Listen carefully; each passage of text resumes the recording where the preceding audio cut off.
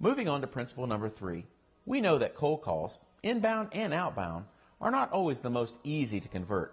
So principle number 3, start a qualified referral program tomorrow. First, start by defining who your A and B clients are. What makes them A and B clients? Take the time to put this on paper. I propose that you will soon recognize that your A and B clients produce about 80% of your revenue and take about 20% of your resources. On the other hand, your C and D clients, they produce about 20% of your revenue and consume about 80% of your time and resources. I personally recommend you fire your C and D clients and spend more time finding and intentionally marketing to your qualified A and B clients.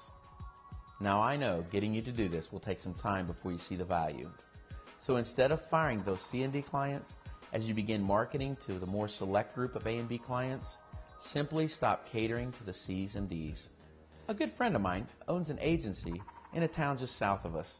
As much as 50% of his clients come into the office to make payments, you guessed it, at the beginning of every month. These, of course, are not his A and B clients, and take an extra person on payroll throughout the month just to be there, prepared to handle the walk-in payments at the first of every month. So how do you overcome this? Simply let them know you are moving to a more efficient system to give your customer service people more time to help clients. Starting next month, you will only take payments from EFT, or you will be accepting payments via the mail. You say, "No way, I could never do that." Try it.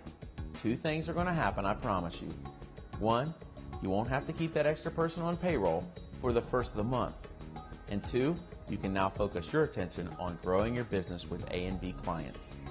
By doing this, you have effectively helped your C and D clients become more like your A and B clients. So let's talk about your referral program. Now that you've identified your A and B clients, many of you have referral programs, but they are ambiguously targeted at gaining any new clients. Why would you want to gain more C and D clients?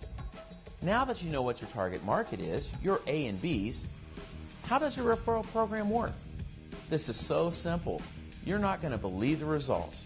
Truth is, your A and B clients rarely think about you and certainly don't know how much you appreciate them. A simple but very effective referral strategy is to share this with your client. Example, you approach Mr. A client. You share with him, "I want you to know I consider you one of my best clients. I would love to have more clients like you. How should I go about finding more people like you? What is it that I did to persuade you to do business with me?" Here's where it gets good. All you're doing is asking questions and educating Mr. A client on what type of business you're out there looking for. We call this homogeneous marketing, or like marketing. Everyone really wants to help others succeed. And as you're talking to Mr. A client, he's thinking, "Who do I know that would make you another A client?" Simple truth, everyone he knows and hangs around would be an A client for you. Keep asking questions, and I will guarantee you that within 1 month, Mr. A client will bring you at least one more A client. So you have 50 A clients, and you have 50 conversations, and soon you're going to have 50 more A clients. And the plan starts all over again. Be careful, though, how you thank Mr. A client.